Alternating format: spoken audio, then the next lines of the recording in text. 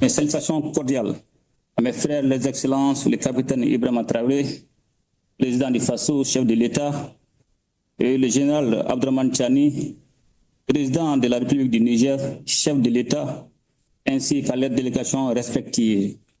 La rencontre d'aujourd'hui constitue une étape supplémentaire pour notre confédération AIS. En effet, cette 8e conférence des chefs d'État et de gouvernement marque une avancée dans le processus de transformation de notre organisation commune, l'autorité de développement intégré des États du Liptako-Gourma ALG. Créée le 3 décembre 1970, l'ALG a su entreprendre et réaliser des projets de coopération transfrontalière visant le développement local de la région du Liptako-Gourma dans plusieurs domaines tels que l'agriculture, l'élevage, l'environnement, l'énergie, les télécommunications, les mines, ainsi que les infrastructures routières et sociales de base.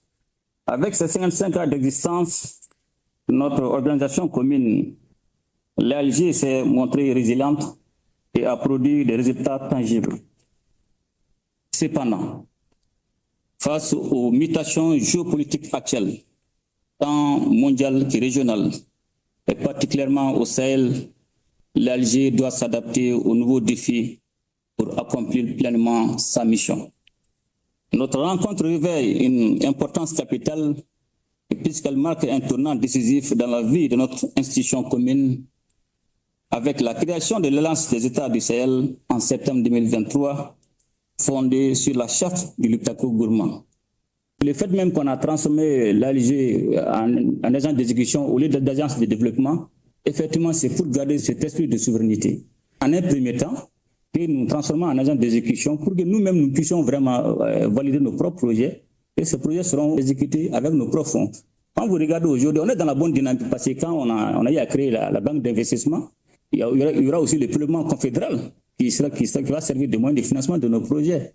Donc ces projets ne seront pas imposés et les partenaires, ça dépendra de nous. Mais comme vous l'avez dit, pour un début, nous allons nous concentrer sur nous-mêmes. Donc avec le prélèvement confédéral, cela va nous permettre de vraiment de financer nos projets. Je pense qu'aujourd'hui, il n'y a pas assez de problèmes parce que l'esprit de souveraineté est maintenu. Et aujourd'hui, c'est à nous maintenant, quand on va terminer avec le processus de création de la banque d'investissement et de développement, de valider un certain nombre de projets conformément aux aspirations de nos populations. On ne peut pas faire autrement. On est obligé de faire en fonction de nos réalités. Et ceux qui veulent nous accompagner, ça dépendra de nous. Donc, mais on est obligé de se concentrer sur nous-mêmes. Fidélité donc aux idéaux de l'AES avec des projets intégrateurs.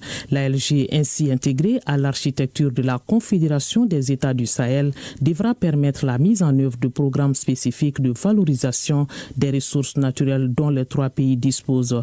Les 3 chefs d'État avaient auparavant adopté le rapport de la 13e session extraordinaire du Conseil des ministres de l'Autorité tenu le 24 mai 2025 ici à Bamako et présenté par le ministre des Mines du Mali, professeur Amadou Keïta, président en exercice du Conseil des ministres de l'ALG. Autre grande décision de cette 8e conférence, c'est la nomination d'un administrateur provisoire pour 6 mois chargé d'assurer le passage de l'ALG à une agence d'exécution. Un audit de l'institution sera également fait. Et dans le communiqué final de la conférence, les chefs d'État ont engagé les ministres en charge de l'ALG